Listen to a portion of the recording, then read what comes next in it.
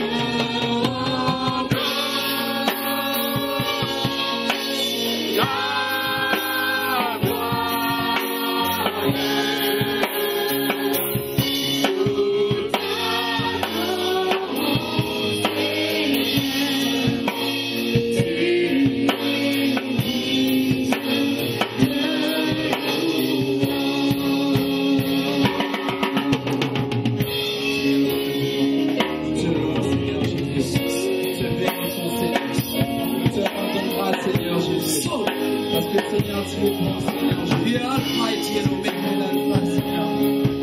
Alléluia. Qui d'autre qui est béni, Seigneur? Alléluia.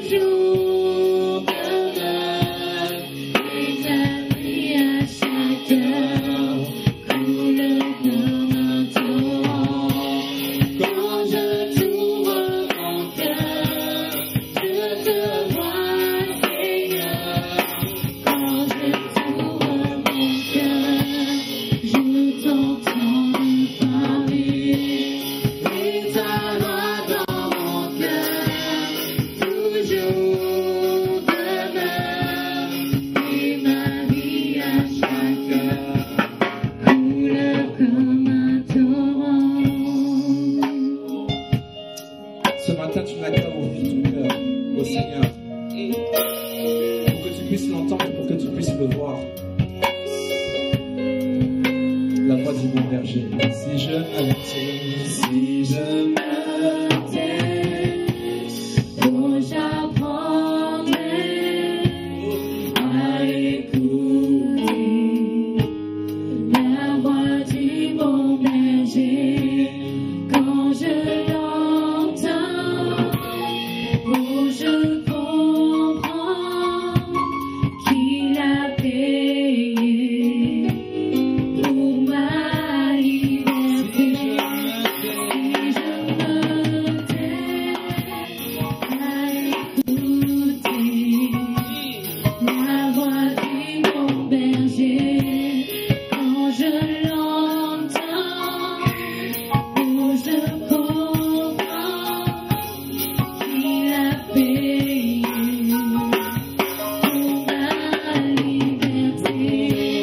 Quand je t'ouvre mon cœur, je te vois, Seigneur.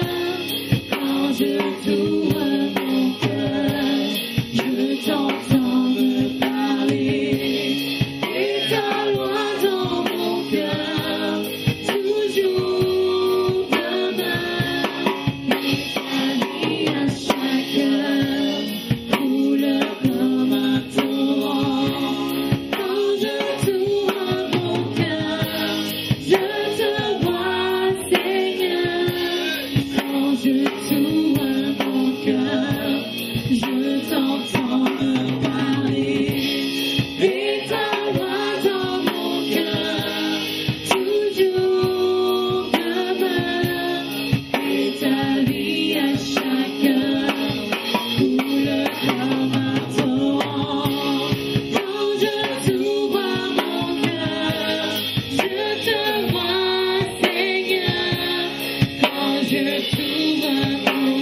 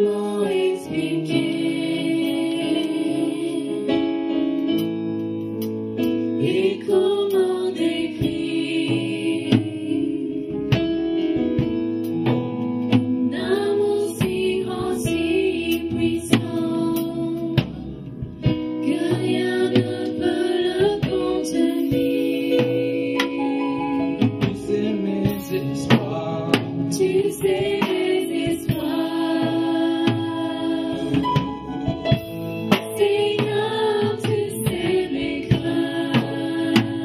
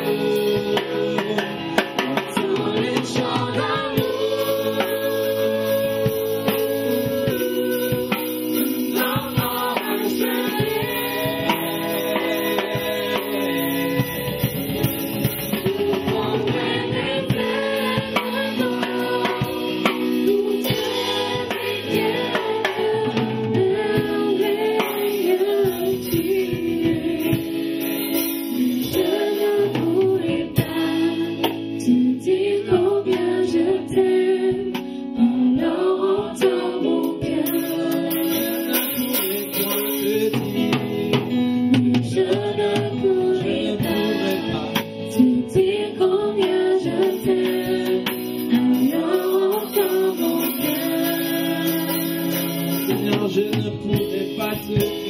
Je ne pourrais pas te dire combien je t'aime. Alors entends mon cœur. Alors entends mon cœur. Alors entends mon cœur. Mon esprit qui te loue. Entends les chants d'amour. Mon enfant racheté. Je prendrai mes faibles mots pour te dire quel Dieu merveilleux tu es. Mais je ne pourrai pas te dire combien je t'aime. Alors entends mon cœur. Je ne pourrai pas te dire combien je t'aime. Alors entends mon cœur. Acclamons notre Dieu, alléluia. Oh Seigneur. Vraiment, c'est une grande bénédiction d'être visité avec des hommes de Dieu et vraiment, c'est une grande bénédiction. Je voudrais vous dire que Guy Ebonda, c'est le fils spirituel de l'apôtre Paul Guitoise. Alléluia. Alléluia. Je sens que l'onction d'apôtre est sur Guy. Alléluia. Alléluia. Je crois que tout ce qui va sortir de sa bouche, ça va nous faire du bien aujourd'hui. Ça va ouvrir les portes qui étaient fermées. Alléluia. Je crois qu'il y a quelque chose que le Seigneur va faire. Acclamons notre Dieu. Alléluia. Est-ce que nous pouvons nous lever, bien-aimés? Ese dushobora guhaguruka bakundwa.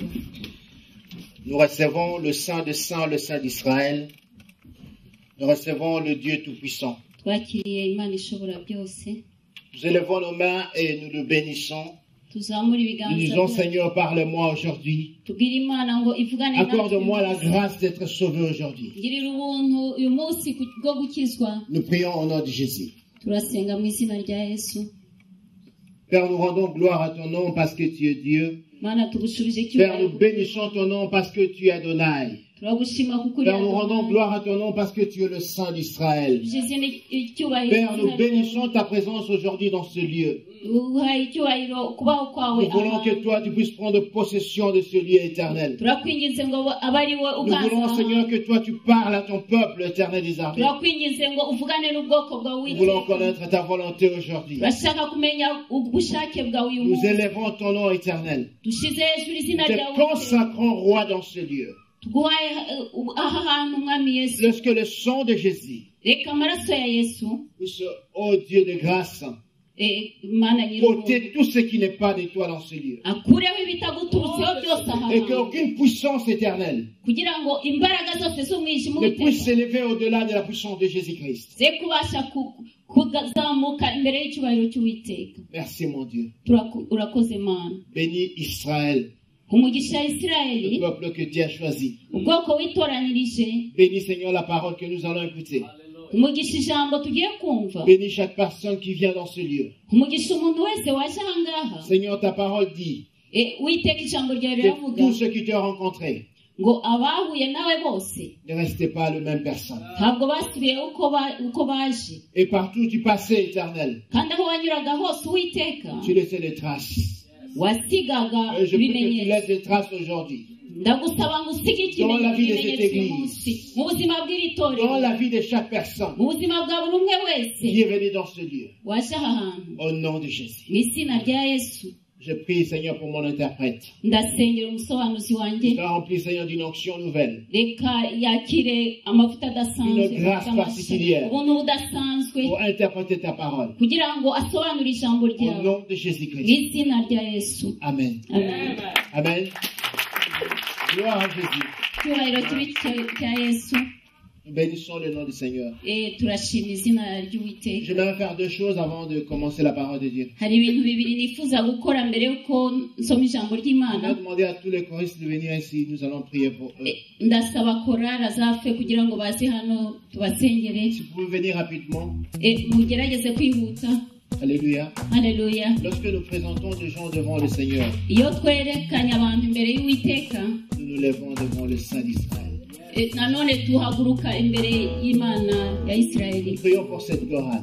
Turasengera iyi Dieu korari. aimerait que nous puissions prier pour cette chorale. Imana irashaka ko dusengera iyi Dieu korari. aimerait une onction nouvelle dans cette chorale. Imana irashaka gutanga Dieu amavuta aimerait adasa. impacter cette chorale. Imana irashaka kugirira neza. Nous prions au nom de Jésus. Turasenga mu izina rya Yesu. Père, nous rendons gloire à ton nom parce que tu es Dieu. Witeka dushubije icyubahiro izina ryawe. Éternel, tu as choisi ses enfants éternels. Ni wowe wahise watoranyije abo Chantez bantu pour ta gloire. kugira ngo Et bakuririmbe. je prie maintenant que ton feu Ndasaba ngo umuriro wawe puisse traverser leur vie. ugende mu buzima Et bwabo. ton feu, Seigneur, oh Dieu, Umuriro wawe Uwiteka puisse impacter leur vie. ukore ku buzima bwabo. Parce que Seigneur, une onction nouvelle soit dans leur vie. Reka amavuta mashya abe ku buzima Dans bwabo. le nom de Jésus-Christ. Mu izina rya Yesu Kristo w'i Et la Nazareti. gloire soit pour toi, éternel. Reka icyubahiro kikugarukire Sois Uwiteka. béni.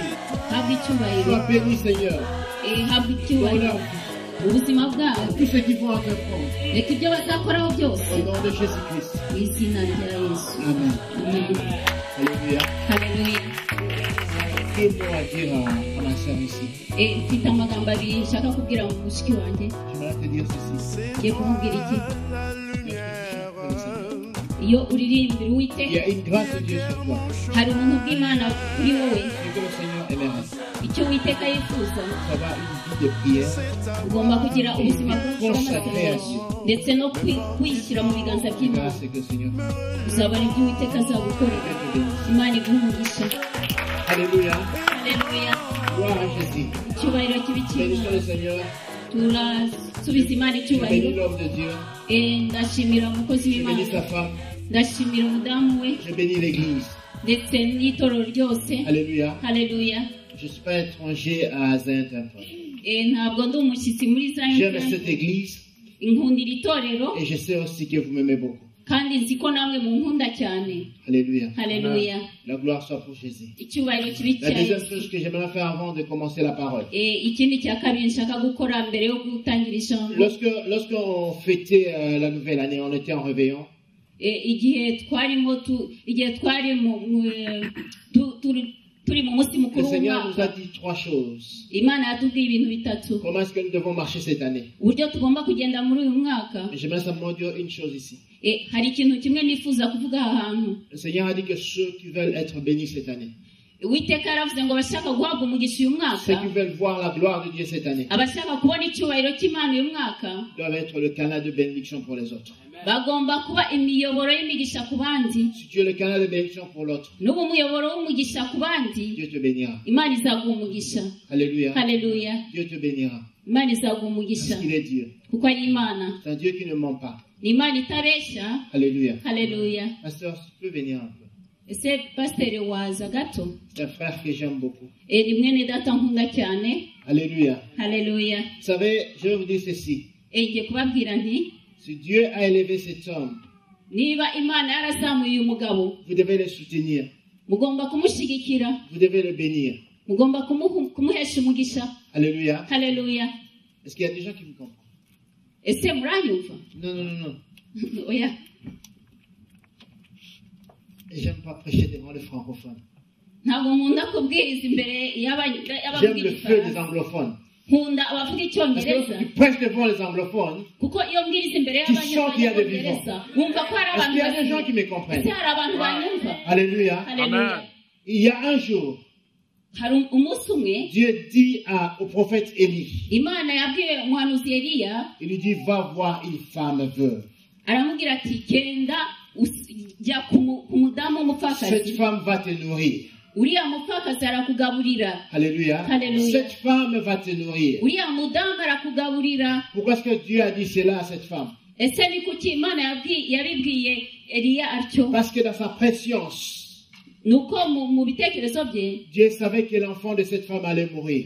Imana yari izi ko umwana w'uriya mudamu yari agiye gupfa. Alléluia. Haleluya. Dieu sait qu'il y a des choses qui vont se passer dans ta vie. Imana izi ko hari ibintu biri bukoreke mu buzima bwawe. Il y a de mauvaises nouvelles qui vont venir dans ta vie. Hari inkuru mbi ziri buze mu buzima bwawe. Alléluia. Haleluya. Non, je ne vous dis pas des choses en l'air. Ntabwo mbabwira ibintu mu Il y a de mauvaises nouvelles que le diable prépare dans ta vie. hari inkuru mbi Satani arimo ategura mu buzima bwawe. Et Dieu aimerait éviter cela. Ariko Imana irashaka C'est kubikuraho. pour cela il a envoyé cet homme Niyo mpamvu yohereje uyu mugabo chez cette femme veuve.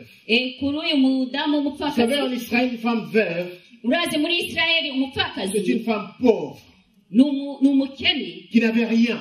utagira icyo afite. Alléluia. Haleluya. Rien du tout. Nta na kimwe yari Il n'avait afite. rien à manger. Ntacyo yari afite cyo kurya. Mais le Seigneur dit ceci. Ariko Uwiteka aravuga ati C'est toi qui vas nourrir mon serviteur. ni wowe uri bugaburire umukozi wanjye. Alléluia. Haleluya. Elle n'avait rien. Ntacyo yari afite.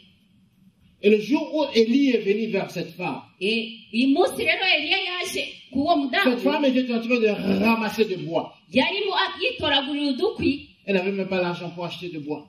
Nta mafaranga yari afite yo kugura n'inkwi. Elle avait un peu de farine, Yari afite agafu gake un peu d'huile. utuvuta duke. Mais Élie a dit, donne-moi tout d'abord. Ariko yaravuze ati banza umpe. Alléluia. Alléluia. Il a dit, bénis-moi tout d'abord. Banza umpe. Donne-moi tout d'abord. Banza umpe. Alléluia. Haleluya. Cette femme a dit ceci. Uwo mudamu aravuga ati Ça, c'est le chrétien. dore b'abakristo. Mais lui, il a l'argent, le pasteur, il a l'argent. Pasiteri afite amafaranga.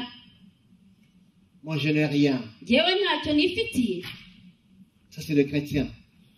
Abo ni b'abakristo. Ils font de petits groupes, Bakora udutsiko commencent à critiquer. bagatangira kunegura.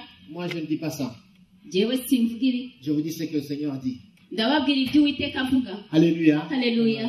Élie dit à cette femme, Eliya abwira umudamu prépare tout d'abord pour moi. banza untekere Et toi, tu mangeras après. hanyuma mwebwe muraza kurya hanyuma. Lorsque cette femme a béni Élie, Uwo mudamu amaze guhesha umugisha Eliya, qu'est-ce qui s'est passé dans sa vie? ese ni ibiki byakoretse mu buzima Son bwe? fils était mort. Umwana we yarapfuye, Et miracle s'est produit. igitangaza kirakoreka. Alléluia. Haleluya. Tu veux le miracle dans ta vie. Ese urashaka igitangaza mu Tu veux buzima que les bwawe? situations se bouleversent dans ta vie. Urashaka ko ibintu bihinduka mu buzima Sois bwawe? les canaux de bénédiction. Ba umuyoboro w'umugisha. Sois les canaux de bénédiction. Umuyoboro w'umugisha. Alléluia. Haleluya. Et j'aimerais aujourd'hui Ndifuza uyu que munsi cet homme de Dieu ko uyu mugabo w'Imana soit pour nous Élie aujourd'hui. kwa ahinduka Eliya umunsi wa Et none. nous allons recevoir l'onction qui vient de lui. Hanyuma twakire amavuta aturutse Et kuri we. cette onction empêchera des mauvaises nouvelles dans ta vie. Ayo mavuta azakuraho ibintu bibi mu buzima Si bwawe. tu ne crois pas, moi je crois à ta place. Niba utizera njyewe ndizera mu mwanya Parce wawe que je connais ce Dieu. kuko nzi Imana, Je sais ce qu'il a fait. nzi ibyo yakoze, Là où il m'a pris. aho yankuye. Alléluia. Haleluya. Là où il m'a pris. Aho yankuye Et je sais ce qu'il est en train de faire. kandi nzi ibyo arimo akora. Il est un Dieu extraordinaire. Ni Imana idasanzwe. Est-ce qu'on peut bénir cet homme? Ese dushobora guhesha umugisha uyu mugabo? Tu n'as rien, Ntacyo ufite mais bénis. ariko muha umugisha Pour éviter ce qui va arriver dans ta famille. kugira ngo ibyagombye kuza mu muryango wawe bikurweho. Ok, apportez-moi les paniers. Ndasaba ko muzana igitunga. Comme ça, vous pouvez dire à la cité que c'est le pasteur Guy qui a demandé. Pas lui. Ubwo muvuge ko ari njyewe wabisabye atari we. Alléluia. Vous Haleluya. savez, Dieu fait des choses extraordinaires. Murabizi Imana ikora ibintu bidasanzwe. Dieu dit ceci. Imana iravuga iti Je bénis Seigneur. Pour que Dieu travaille, kugira ngo Imana ikore il s'appuie toujours sur quelque chose. igira ikihera. J'aimerais aujourd'hui que Dieu puisse s'appuyer sur ça. Ndagira ngo Imana uyu munsi ihere ku mafaranga yawe. Nous allons bénir cet homme. Tugiye guhesha umugisha uyu mugabo. Avec cet argent, pasteur, Hamwe n'aya mafaranga pasiteri Que ta pluie tombe, uzaguremo kositime nziza et apporte ça. ariko uzayizane. ouvre Haleluya. les écluses des cieux.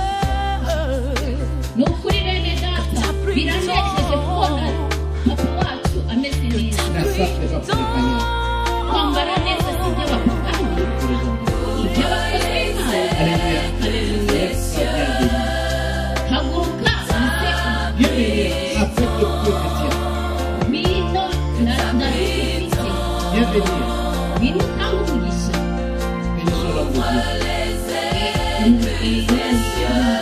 Avec le feu que tu as. kuriya dukeya ufite Avec le feu que tu as. duke ufite Bénis ton Dieu. hesha umugisha umukozi w'imana Avec le feu que tu as. duke ufite Les écluses imana des cieux. izabikura Comme il a fait pour la femme veuve. kuko yakoreye uriya mudamu w'umupfakazi Avec le feu que tu as. hamwe na duke ufite Connaissons le Dieu que nous avons. tuzi imana dukorera Oui, ouvre haleluya les Dieu m'a écluses révélé des des cieux. nk'abageni mwe muze muhesha muri imana umugisha muhesha umukozi imana umugisha C'est le nom de Dieu quand c'est va prier. imana izabamugisha Et les muhesha gens vont se coucher pour bénir mon mariage. umugisha umukozi imana imana izabamugisha kandi izakira neza Alléluia. haleluya muhesha umugisha umugabo Alléluia.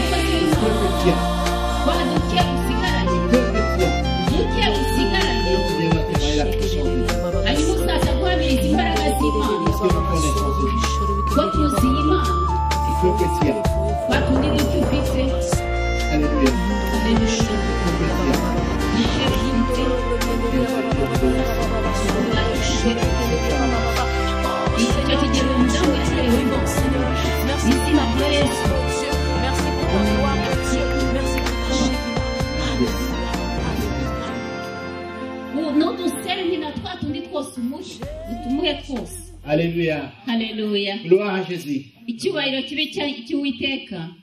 Vous savez, il faut croire en Dieu Murabizi tugomba kwizera Imana et avoir l'oreille spirituelle. kandi tukagira ugutwi ko mu buryo L'oreille d'écoute. ugutwi kumva. Alléluia. Haleluya. Est-ce qu'il y a-t-il une maman ici Ese hari umudamu hano qui a son enfant qui est malade? ufite umwana we urwaye? Alléluia. Haleluya. Y a-t-il une maman ici Hari umudamu hano qui a son enfant qui est malade? ufite umwana urwaye? S'il n'y en a pas, je passe. Niba adahari ubwo ndikomereje. Dieu ne parle pas en vain. Imana ntabwo igipfa kuvuga gusa. Bien. Ngwino.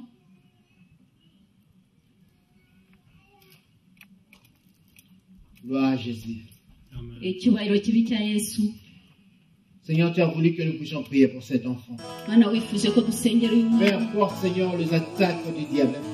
Ntitwitaye ku bitero Peu bya importe, Satani. Seigneur, les attaques du diable éternel. Ntitwitaye ku bitero bya Peu Satani. importe, Seigneur, ce que le diable peut faire.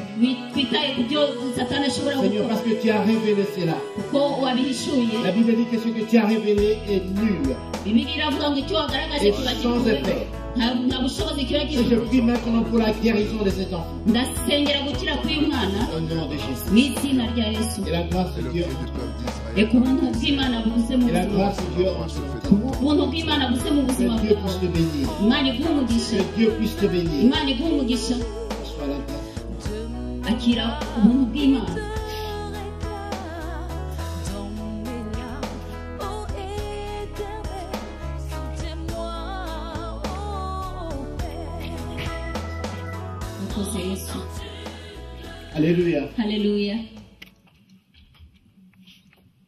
Sois béni éternel. Habwa umugisha Uwiteka. Je suis venu avec ma femme, comme le pasteur a dit, Nazanye n'umudamu wanjye nk'uko umushumba yabivuze. le premier intercesseur de mon ministère. Ni umwinginzi wa mbere mu murimo nkora. Alléluia. Haleluya. C'est une grâce parce qu'on a une femme qui te soutient. Ni ubuntu kubona umudamu agushyigikiye. Elle est aussi, comme on dit en français, mère double. Nanone nk'uko bavuga mu gifaransa ngo umubyeyi kabiri. La maman de jumeaux. Ni umudamu afite impanga, yabyaye impanga. Alléluia. Haleluya. Gloire à Jésus. Icyubahiro Prenons nos kibi cya Bibles dans Yesu. le livre de Jean. Turasoma muri Yohana. Jean 14. Yohana ibice 14. Nous allons lire juste un. Turasoma Jean 14, 1. umurongo wa mbere gusa.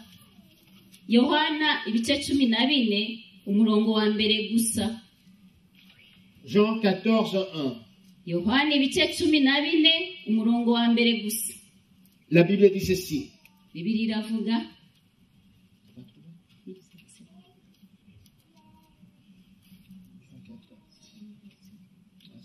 Jean 14, 1. yohana ibice 14 La Bible dit ceci. bibiri iravuga Que votre cœur ne soit point troublé. Que vos cœurs ne soient point troublés. imitima yanyu ntihungabane Croyez en Dieu et croyez en moi. mwizere imana kandi nanjye munyizere Alléluia. Alléluia. Que vos cœurs ne soient pas troublés. imitima yanyu ntikuke umutima Peu importe ce que le diable est capable de faire. sinitaye ku byo satani yakoze J'aimerais te dire que Dieu reste Dieu. ngiye kukubwira ko imana Peu iguma ari importe imana la grandeur de ta maladie. ntabwo Peu nitaye ku importe la grandeur de ton problème. ntabwo nitaye ku bunini bw'ikibazo Dieu cyawe. reste Dieu. imana iguma ari Et lorsque imana Dieu s'élève pour agir, imana irahari kugira ngo personne ne ikore peut l'empêcher. iyo imana ikoze ntawubasha kuyibuza Alléluia. haleluya Peu importe. sinitaye ku byo Tu peux écrire cela. Tu peux écrire ibyo ushobora kubyandika et mettre cela dans ta maison, grand, ukabishyira mu nzu yawe mu buryo pour bunini que le diable puisse lire. kugira ngo na satani Peu abisome importe ce que le diable est capable de faire. ibyo satani yakora byose Peu importe ibyo yakora byose ce que le diable est capable de faire. ibyo satani yakora byose L'Éternel reste Dieu. uwiteka aguma ari imana C'est celui qui te dit aujourd'hui kandi niba ukubwira uyu munsi que vos cœurs ne soient pas troublés. ngo imitima yanyu ntikuke umutima Alléluia. Ton cœur est troublé pourquoi? ese imitima yanyu ibujijwe amahoro À cause de quoi? kubera iki À cause des problèmes. kubera ibibazo Si un jour tu as la grâce umunsi umwe nugirirwa ubuntu d'entrer dans le bureau de Dieu, ukinjira mu biro y'imana hanyuma ufungure dictionnaire Dans son uzabona dictionnaire. muri dictionnaire il n'y y'imana a pas de mot échec. ntabwo habamo kunanirwa Dans son dictionnaire, muri dictionnaire il n'y a pas y'imana de mot défaite. ntabwo habamo kunanirwa Alléluia. gutsindwa. Si tu as la grâce, je dis bien, nugirirwa ubuntu d'entrer dans son bureau, ukinjira mu biro by'imana tu vas trouver ce que je te dis. uzabona ibyo nkubwiye Peu importe nubwo ce hariho que le diable est capable de faire. nubwo hamwe n'ibyo satani L'Éternel yakora reste Dieu. uwiteka aguma ari Voilà imana pourquoi il dit, je suis celui qui est. niyo mpamvu avuga ngo ndi uwo ndiwe Je suis ndi capable. ndashoboye Alléluia. haleluya Que vos cœurs ne soient pas troublés. imitima yanyu ntibura amahoro Je te ntikuke pose une question ce matin. ndakubaza ikibazo iki Pourquoi gitondo ton cœur est troublé? kuki umutima wawe ubuze amahoro Je sais qu'en tant qu'humain, ndabizi nk'umuntu en tant qu'humain, nk'umuntu nous pouvons avoir des soucis. dushobora kugira agahinda En tant que chrétien, ariko nous devons nk'umukristo avoir la joie. tugomba kunezerwa Parce que la joie, kuko umunezero la joie umunezero vient de celui qui croit. umunezero ni kuri wa wundi wizera Alléluia. Alléluia. La joie accompagne la paix dans la vie de l'enfant de Dieu. umunezero ukurikira amahoro mu buzima bw'umwana w'imana Que vos cœurs ne soient pas troublés. imitima yanyu ntikuke Celui qui parle ici, c'est Jésus. uvuga ahangaha ni yesu Alléluia. haleluya Parce que ses disciples kuko abigishwa be ont découvert bahishuriwe que celui qu'ils aimaient ko uwo bakundaga allait partir. yari agiye kugenda Alléluia. haleluya Alléluia. haleluya Et ils ont découvert cela. bamaze kubishura Ils étaient troublés, barangije babura amahoro abattus. bacika intege Tu es troublé pourquoi? ese ni iki kikubujije amahoro L'homme sur qui tu as mis ton espoir umugabo wari washyizemo ibyiringiro byawe est parti avec une autre femme. yajyanye n'undi mudamu Alléluia. haleluya Ce qui trouble ton cœur. nicyo kikubujije amahoro Dieu est capable de les ramener si c'est vraiment ton mari. imana ishoboye kumugarura niba koko ari umugabo wawe Alléluia. haleluya Alléluia. Ton Alléluia. cœur est troublé pourquoi? umutima wawe ubujijwe amahoro n'iki Que votre cœur ne soit pas troublé. imitima yanyu ntibure amahoro Pourquoi est-ce que le diable attaque beaucoup le cœur des enfants de Dieu? kuki satani atera iteka imitima y'ubwoko Parce que le bw'imana diable sait que lorsque nous sommes dans les angoisses, kuko satani arabizi ko iyo tubuze lorsque nous amahoro sommes remplis de soucis, iyo twuzuye agahinda nous n'allons pas prier. ntabwo tubasha gusenga Alléluia. haleluya Celui qui me dit que pasteur, j'ai beaucoup de soucis umbwira ati njyewe nkunda ibibazo et qui me dit que oh, aujourd'hui j'ai prié, Dieu m'a parlé, uyu munsi nasenze imana yanganirije menteur. uri umubeshyi Alléluia. haleluya Celui qui a un cœur troublé ufite umutima udatuje ne usa prie amahoro pas. ntasenga Il voit plus son problème. areba cyane ikibazo cye Alléluia. Vous vous Alléluia. souvenez de Jésus lorsqu'il était dans la pirogue avec ses disciples? muribuka yesu ari kumwe n'abigishwa be Oh mon Dieu, mon Dieu, mon Dieu. mana yanjye mana Vous yanjye savez, les disciples, les croyants de foi voient que Jésus est en train de dormir. abakristo babonye Mais la Bible dit que lui ne dort même pas. ariko Bibiliya iratubwira ngo ntasinzira Il ne somnole même pas. ntasinzira Mais regarde-moi ces disciples. ariko reba ababigisha Les apôtres. intumwa Les gens censés connaître la parole. babandi bari bakwiriye kumenya Les gens qui ijambo ont vécu de miracles de Dieu. babandi babonye ibitangaza Tu là, tu as vécu de miracles de Dieu. Alléluia. haleluya Tu connais la main de Dieu. uzi ukuboko Tu kw'Imana sais ce que Dieu a fait pour uzi toi. ibyo Uwiteka yagukoreye Mais à cause d'un petit problème, ariko kubera akabazo gato mon frère, nous n'empêcherons pas le problème de nous atteindre. bene data ntabwo tuzabuza ibibazo On kutugeraho n'empêchera pas la maladie de nous atteindre. ntabwo tuzabuza uburwayi kutugeraho Mais sache ceci. ariko menye iki Sur la croix, il a vaincu la maladie. Sur la croix, il a vaincu la maladie. ku musaraba yanesheje uburwayi Sur la croix, il a vaincu tous les ku problèmes. musaraba yanesheje Les ibibazo disciples étaient là avec Jésus. abigishwa ba Yesu Ils ont vu la vague. babonye umuyaga Ils ont vu cette tempête.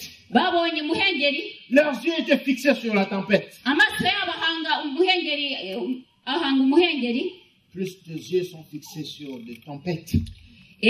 igihe amaso yawe ahanze ibibazo cyangwa umuhengeri Même sur des cyclones. Vous connaissez les cyclones?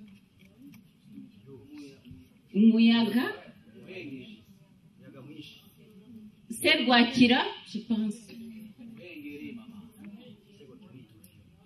Wengeri. umuyaga umuhengeri Voilà. Plus tes yeux sont fixés là-bas, amaso yawe ntuyahanga tu umuhengeri vas commencer à voir Jésus est en train de dormir. uzatangira kubona Yesu asinziriye Alléluia. haleluya En réalité, Jésus ne dort pas. ariko Yesu ntasinzira Les disciples ont vu Jésus en train de dormir abigishwa babona Yesu ngo asinziriye et ronfler. ndetse ngo agona Et ils avaient peur. baratinya cyane Ils voulaient même les réveiller. bashakaga no kumukangura Comment veux-tu réveiller celui qui ne dort pas? ni gute wakangura udasinzira Alléluia. haleluya Les disciples commençaient à crier. abigishwa batangira gutaka Mon frère, je vais te dire, reste dans la pirogue. nene data ndashaka kukubwira ngo ugume mu bwato Lorsque tu sautes dans l'eau, nusimbukira mu mazi il y a des crocodiles. ingona Vous zizakurya connaissez des hippopotames. ese murazi Il ingona y en a des hippopotames là-bas. hari ingona mu mazi Reste dans la pirogue. guma mu bwato La pirogue, c'est l'église. ubwato ni itorero Peu importe le problème, naho haba ibibazo reste dans l'église. guma mu itorero Alléluia. haleluya Que vos cœurs ne soient pas troublés. imitima yanyu Que ton cœur ne soit pas troublé. imitima yanyu ntibura amahoro Peu importe la nouvelle que tu as reçue. sinitaye ku nkuru mbi Que wakiriye ton cœur ne soit pas troublé. umutima wawe ntuko ku mutima Alléluia. haleluya Que ton cœur ne soit pas troublé. umutima wawe ntubura amahoro Jésus-Christ dit ceci. Yesu Kristo aravuga Et ati c'est ça le problème des chrétiens. nicyo kibazo cy'abakristo Pasteur, il y a deux problèmes avec les chrétiens. pasiteri hari ibintu bibiri by'ibibazo ku bakristo Le premier problème. ikibazo cya mbere Les chrétiens croient que Dieu existe. abakristo bizera ko imana iriho Jésus-Christ dit ceci. ariko Yesu Kristo aravuga ati Croyez en Dieu mwizere imana et croyez en moi. nanjye Les munyizere chrétiens croient que Dieu existe. abakristo bizera ko imana iriho Mais j'aimerais te surprendre. ariko ngiye kugutungura Il y a un monsieur qu'on appelle le diable. hari umugabo witwa satani Lui aussi croit que Dieu existe. nawe yizera ko imana iriho Mais lui, il ira en enfer. ariko we azajya mu muriro Tu crois que Dieu existe, c'est bien. ese wizera ko imana iriho ni Mais byiza ici, on ne parle pas de l'existence de Dieu. ariko hano ntituvuga kubaho kw'imana On parle de croire en Dieu. turavuga kwizera imana Alléluia. haleluya Le problème des chrétiens, c'est ça. ikibazo cy'abakristo ni Ils icyo croient que Dieu existe. bizera ko imana iriho Mais ils pleurent devant le problème. ariko bakarira imbere y'ibibazo Ils croient que Dieu existe. bizera ko imana iriho La Bible dit que les démons croient aussi que Dieu existe. bibiliya iravuga ngo n'amadayimoni yizera ko imana Les iriho sorciers croient que Dieu existe. n'abarozi bizera ko imana iriho Alléluia. haleluya Alléluia. haleluya Ils croient barizera que Dieu existe. ko imana iriho Quelle est la différence entre ta croyance en toi ese itandukaniro ryo kwizera kwawe et la croyance du diable? no kwizera kwa satani Pasteur, c'est ça le problème. pasiteri icyo nicyo kibazo Croire que Dieu existe. kwizera ko imana iriho Je vais vous surprendre. ngiye kubatungura Croire que Dieu existe. Écoutez-moi bien. kwizera ko imana iriho Écoutez-moi bien, bien, bien, mwumvise bien, neza bien. muntege amatwi neza neza neza Croire que Dieu existe kwizera ko imana iriho ne conduit pas au paradis. ntabwo bijyana umuntu muri paradiso. Ah, les gens sont troublés. Abantu babuze amahoro. Mais pasteur, où est-ce que tu l'as ramassé? bati Ah, ibyo croire wabitora que Dieu existe ne conduit pas au paradis. kwizera ko Le imana diable croit que Dieu existe. ntabwo bijyana umuntu Il muri ira en enfer. na satani yizera ko imana iriho nyamara Alléluia. azajya mu muriro. Ce qui te sauvera. Ce qui ikizagukiza fera que tu sois sauvé. kizatuma Ce qui ukizwa fera que tu pars un jour au paradis. ikizatuma Ce qui fera qu'un jour tu pourvois de miracles. ikizatuma uzajya muri paradiso C'est uzabona d'avoir igitangaza confiance en Dieu. ni ukwera imana cyangwa se Alléluia. kwishingikiriza Croire en Dieu. Confiance en kwizera Dieu. imana girira icyizere imana. Alléluia. haleluya. Aie confiance, place ta confiance en Dieu. shyira ibyiringiro byawe mu mana. Alléluia. haleluya. Ton mari t'a promis. Il t'a dit, je vais t'acheter des bijoux. umugabo wawe yagusezeranyije ko azakugurira za biju. Tu crois en lui. uramwizera Même si tu as fait du mal. naho yakugiriye nabi Mais je demande pardon. ariko Il te dit, ma chérie, je vais t'acheter des bijoux. agusaba imbabazi ati nzakugurira biju. Tu crois en lui. ukamwizera Tu le places ta confiance. ugashyira ibyiringiro byawe Place ta confiance en un homme. ugashyira ibyiringiro byawe mu muntu. Oh, un homme, c'est un menteur. nyamara umwana w'umuntu arabeshya ni umubeshyi. Alléluia. haleluya. Qui te dit que lorsqu'il te donnera les bijoux, tu ne te tromperas plus. ni iki kikubwira ko naguha za biju azarushaho kukubeshya? Mais tu crois en lui. ariko uramwizera. Tu crois en lui. uramwizera. Alléluia. haleluya. Mais Dieu, ariko imana qui te dit ceci, ikubwira iti quiconque croit en moi ngo unyizera ne wese sera jamais confus. ntazakorwa Tu n'isoni. ne crois pas en lui. uwo ni umwizera. C'est ça le problème, pasteur. icyo nicyo kibazo Nos mushumba. églises sont remplies de gens amatorero yacu yuzuyemo qui abantu croient que Dieu existe, bizera ko imana iriho mais qui n'ont pas confiance en Dieu. ariko badashyira ibyiringiro byabo mu mana. Jésus-Christ a dit ceci. yesu kirisito yaravuze Ayez ati confiance en Dieu. mwizere Ayez imana. confiance. mwizere imana. Placez votre confiance en Dieu. mushyire ibyiringiro byanyu mu mana. C'est ça, croire en Dieu. uko niko kwizera imana. Le diable croit en Dieu, satani yizera il ne imana place pas sa confiance en Dieu. ariko ntashyira ibyiringiro bye mu mana. Voilà pourquoi il ira en enfer. niyo mpamvu azajya mu muriro. J'aimerais te dire une chose. ngiye kukubwira ikintu Le kimwe. Saint-Esprit me souffle ça maintenant. mwuka wera. Alléluia. haleluya. Alléluia. mwuka wera arambwiye. Écoute-moi bien. umviriza. Le plus pur insulte que tu peux faire à ton Dieu. igitutsi ubasha gutuka imana. Si Dieu l'a dit, niba imana yarabivuze parce qu'il y a des gens qui le font ici. kuko hari abantu ahangaha babikora. Alléluia. haleluya. Dieu ne ment pas. imana ntijya ibeshya. Comme je suis là, nk'uko ndi hano Dieu imana est en train de voir ton cœur, irimo iritegereza irabona umutima de wawe voir ta vie. n'ubuzima bwawe. Nous ne sommes pas dans un culte prophétique aujourd'hui. ntabwo turi mu iteraniro ry'ubuhanuzi uyu munsi. Alléluia. haleluya. Alléluia. haleluya. La plus pure insulte que tu peux faire à ton Dieu, igitutsi gikomeye ubasha gukora c'est d'aller consulter un marabout. ni ukujya kureba umupfumu. C'est d'aller courtiser un féticheur. ni ukujya kureba umupfumu. C'est de porter ce que toi tu crois que c'est l'antibale. ni ukwambara bya bindi uzi ko ari antibale. Le diable se moque de toi. satani araguseka. Crois en Dieu. izera Et imana. place ta confiance en Dieu. shyira ibyiringiro byawe mu mana. Alléluia. haleluya. Pasteur, les chrétiens tremblent maintenant devant les sorciers. pasiteri abantu barahinda umushyitsi imbere y'abarozi. C'est pour cela qu'ils ont des Bibles. niyo mpamvu bafite za bibiliya Mais ils ont aussi ça. ariko bafite n'ibi nabyo. Vous connaissez ça? ese murabizi? Vous ne connaissez pas? muzi ibyo ngibyo Protection. ngo ni ibibarinda. Talisman. ni imigi. Alléluia. haleluya. Alléluia. haleluya. La plus pure insulte que tu peux faire à ton Dieu. igitutsi gikomeye ubasha gukorera imana. Élie était seul eliya yari wenyine devant plus de 450 prophètes de Baal. imbere y'abahanuzi 450 Devant de magiciens. imbere y'abarozi. Ces gens, c'était des sorciers. bari abarozi. Alléluia. haleluya. Devant 450. 450 Et lui était seul. ariko we yari wenyine Mais il a vaincu. ariko yaranesheje. Alléluia. haleluya. La plus pure insulte igitutsi que tu gikomeye peux faire à ton Dieu, ushobora gukorera c'est d'aller imana voir le marabout. ni ukujya kureba umupfumu. Ils sont en train de te mentir. barimo barakubeshya. Nous sommes africains. Turi abanyafurika. Pas au Rwanda pour voir les parents. Ugiye i Rwanda kureba ababyeyi, Tu pars aussi voir un vieux là-bas dans une petite case. ukajya kureba n'umukecuru mu kazu k'amafuti. La plus pure insulte que tu peux faire entendre dire. Igitutsi gikomeye ubasha gukora. Laisse là, mon frère. Laisse. Kireke. Laisse. Bireke ibyo. Laisse. Reka. Le diable ne protège pas. Satani ntashobora La kukurinda. seule chose que le diable sait faire. Ikintu Satani abasha gukora. Jean 10, 10. Yohana 10:10.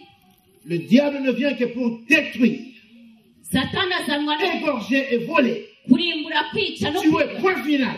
Kwica bikarangira. C'est que le diable sait faire. Ibyo nibyo Satani ashoboye Et toi, gukora. tu confies ta vie à une telle personne. Nyamara wowe ubuzima bwawe ukabuha umuntu nk'uwo. Alléluia. Haleluya. Crois en Dieu. Izera Imana. Et confiance en Dieu. Shyira ibyiringiro byawe mu Mana. Dieu peut donner la promotion. Imana ibasha kuzamura. Dieu peut te donner la promotion.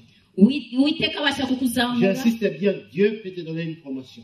None mbitinzeho, Imana ibasha Parce que kukuzamura. tu ne crois pas que Dieu peut t'élever. Kuko ntabwo wizeye ko Imana ibasha kukuzamura. Dieu peut t'élever. Imana ibasha Dieu peut kukuzamura. te donner la promotion. Imana ibasha kukuzamura. Alléluia. Haleluya. Dieu peut te donner la promotion. Imana ibasha kukuzamura mu kazi Dieu peut ukora. faire de toi quelqu'un de très important. Imana ibasha kukugira umuntu ukomeye, umuntu ufite agaciro. Laisse tes talismans. Va muri ibyo, reka impigi. Place ta confiance en Dieu. Shyira ibyiringiro Place ta byawe. confiance en Dieu. Shyira ibyiringiro byawe mu Mana. Croire en Dieu. Izera Imana. Fais dire ceci. Birasobanura ngo Je lui remets ma vie. kumuha ubugingo bwawe. Alléluia. Haleluya. Je lui remets ma vie. Muhaye ubuzima Je bwanjye, lui remets mon corps, âme et esprit. muhaye umubiri wanjye, ubugingo Parce qu'il y a des chrétiens n'umutima. dans les églises Kuko mu itorero hari qui ne abakristo donnent que leur corps à Dieu, batanga imibiri yabo ku leur Mana, âme et esprit. umwuka ndetse Ça, ce n'est pas pour n'ubugingo. Dieu. Ibyo si iby'Imana. Alléluia. Haleluya. Mais Dieu aimerait que tu donnes ton corps, âme et esprit. Ariko Imana irashaka ko uyiha umubiri wawe C'est ça, croire en Dieu.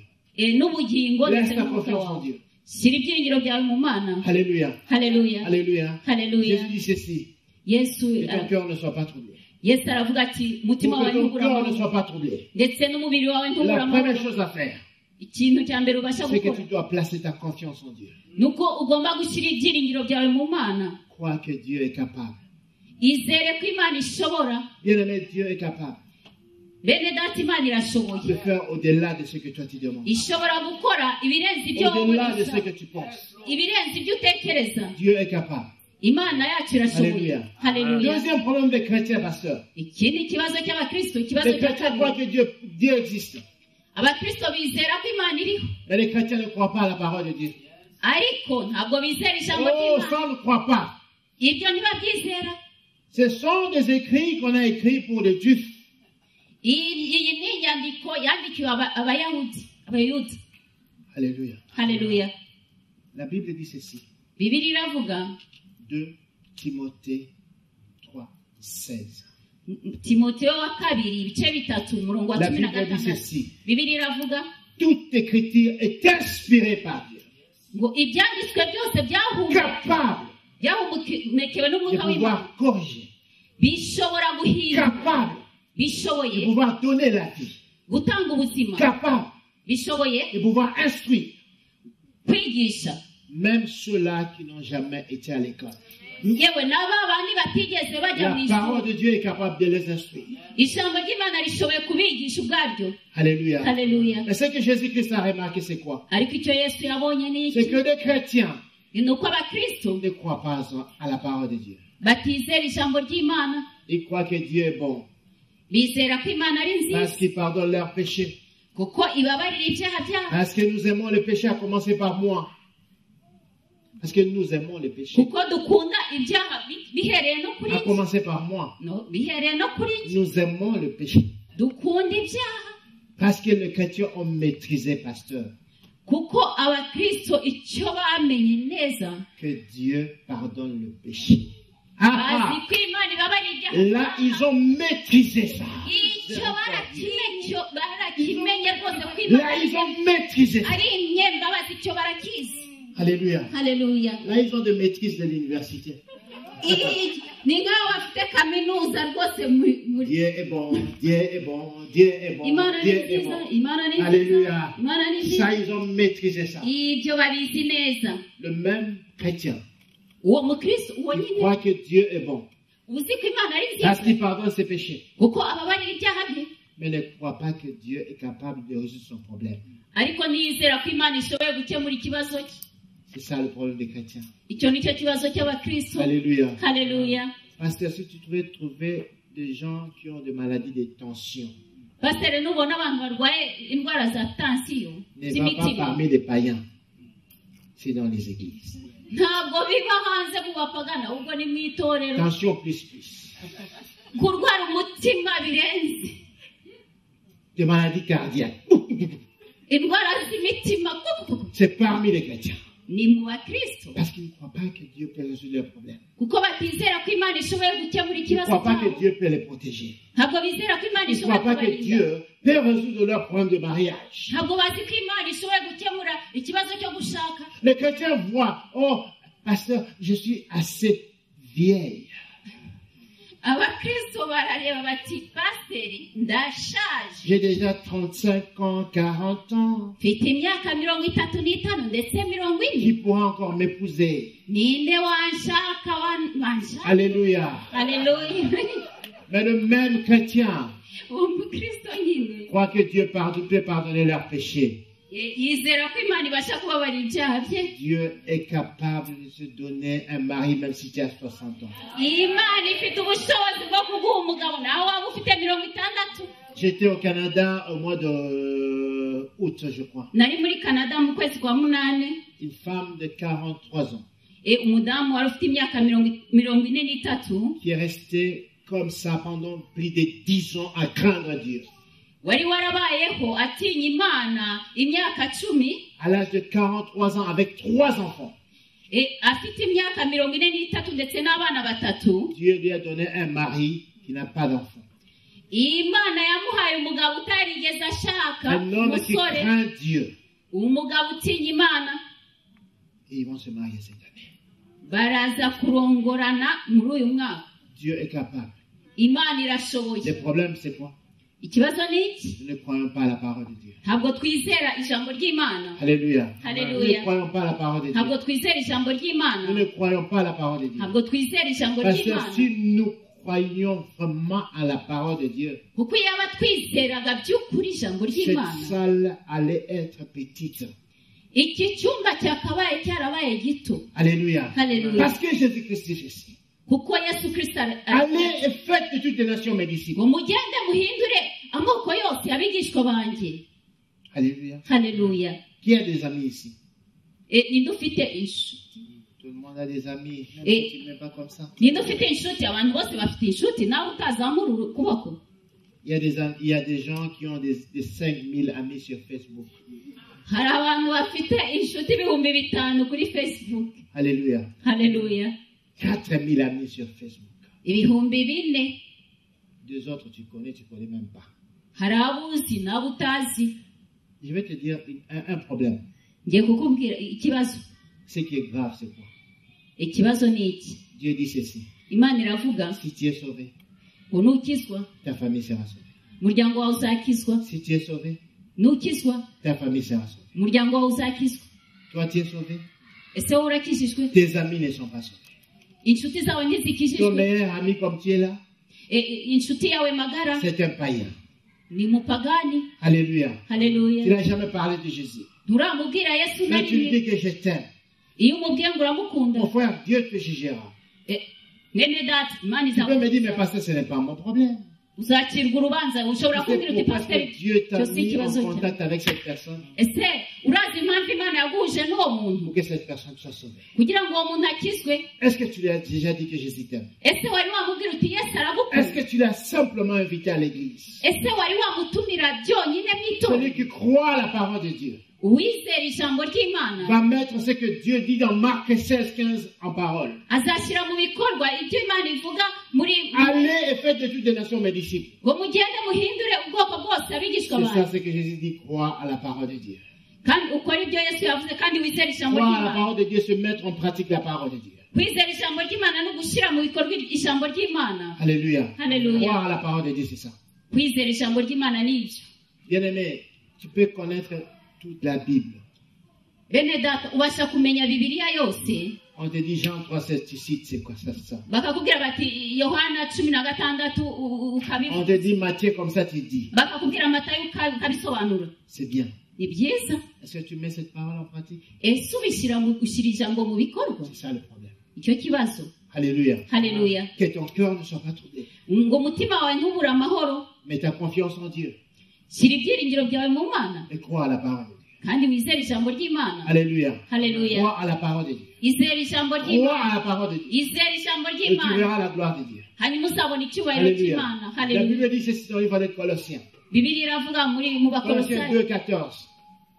Colossiens 2,14. Mu Bakolosayi ibice 2:14 Il n'y a point de condamnation pour ceux qui sont en Jésus-Christ.